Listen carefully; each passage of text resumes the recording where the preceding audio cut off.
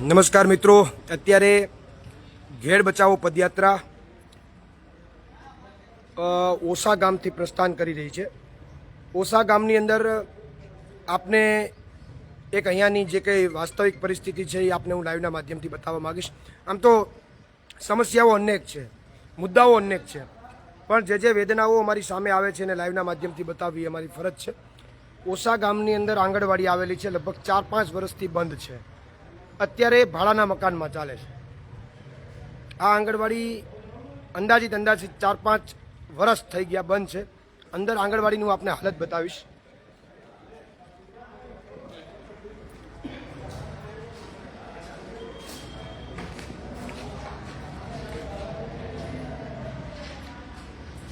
આની જે મેન્ટેનન્સ માની લો કે અથવા એનું સાફ સફાઈ અથવા જે કંઈ થવું જોઈએ એ કાંઈ ન થવાના કારણે 4-5 વર્ષથી આ હાલતમાં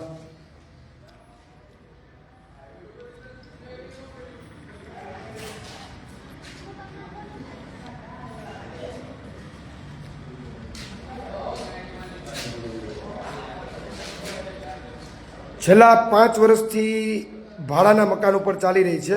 ભાડા ચૂકવી રહ્યા છે, ભાડા ચૂકવવાના પૈસા છે, પણ એટલું રિપેર કરી અને આજ આંગણવાડી આ 5 વર્ષમાં કાર્યરત કરવાની આની પાસે સમય નહોતો અથવા વિઝન નહોતું।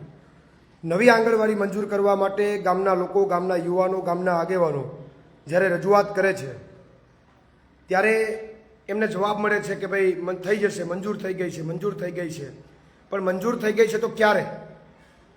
5 વર્ષ તો જતા રહ્યા, હજુ પણ કેટલી પંચવર્ષીય યોજના કાઢવાની જરૂર છે।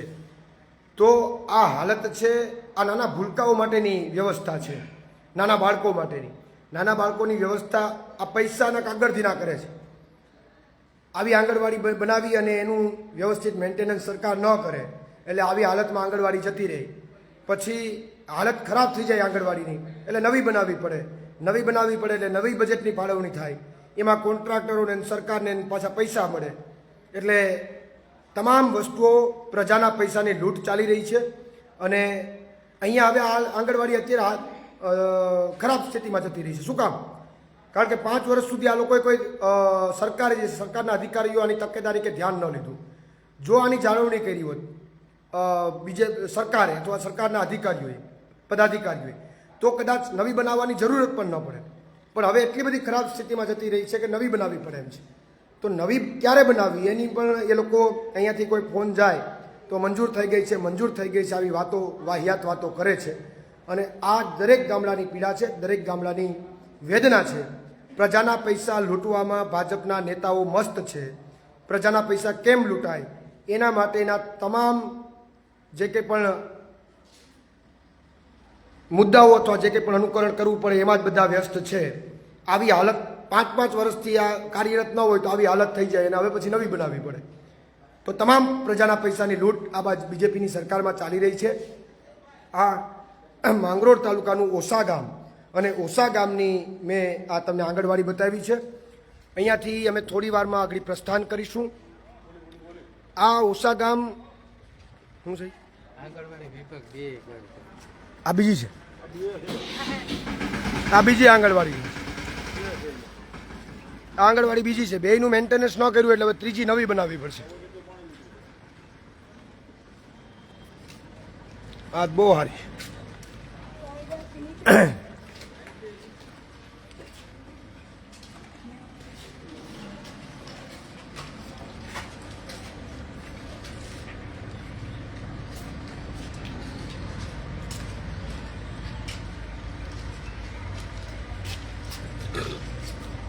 સરકાર પ્રજાના પૈસાના કાગળધીના કરે છે, તમને સામે દેખાય છે। કારણ કે કઈ વસ્તુ બનાવે એની જાળવણી ન કરે એટલે એ વસ્તુ ખરાબ થઈ જાય। ખરાબ થઈ જાય એટલે પછી ફરીથી નવી બજેટ આપે અને નવા બજેટમાં પૈસા ખાય।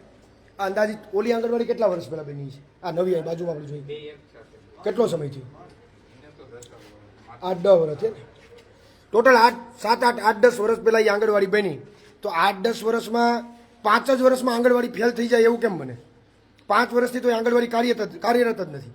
છેલ્લા 5 વર્ષથી એ આંગણવાડી કાર્યરત જ નથી।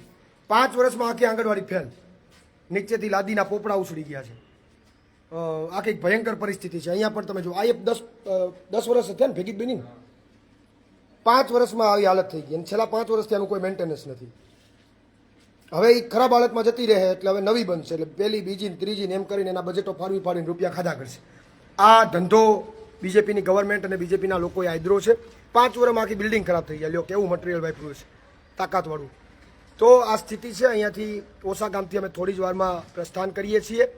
આજે 4-4.5 કલાકે ઇન્દ્રાણાથી અમે પદયાત્રા પ્રસ્થાન થશે, બાલાગામ જશે.